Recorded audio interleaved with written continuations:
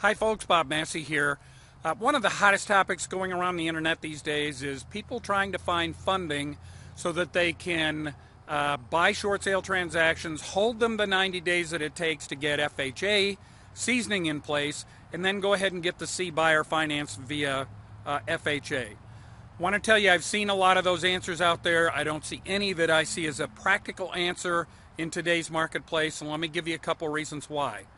Number one, you are not going to be able to close the transaction in 90 days because FHA will not allow anything to begin on that property until day 91.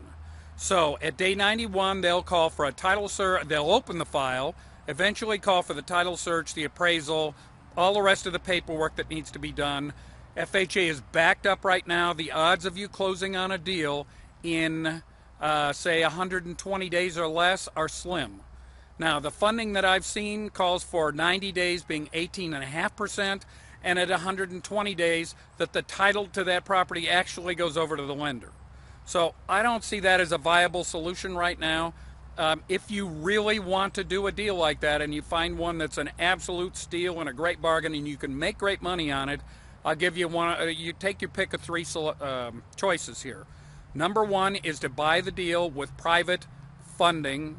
Just like we do many other deals, find a private lender, get the money in place. Now, when you do that, make sure that you follow MAO, maximum allowable offer, no more than 70% of the actual repair value of the house, less the cost of repairs.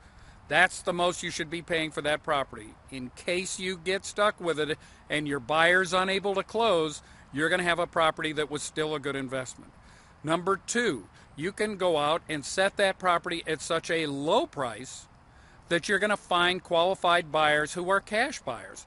And number three, work the banks in your area. Work them to find ones that will allow you to finance a deal like that and get it in place on much more traditional approach. So you should always be working your local banks and make sure that you have funders in place so that you can get these deals closed. And one other idea is move upstream. Get out of the FHA market. There's way more money to be made upstream. And so that would be a really important suggestion on my part is move that thing upstream. Start looking at the more expensive deals, even if they're not in your own farm area.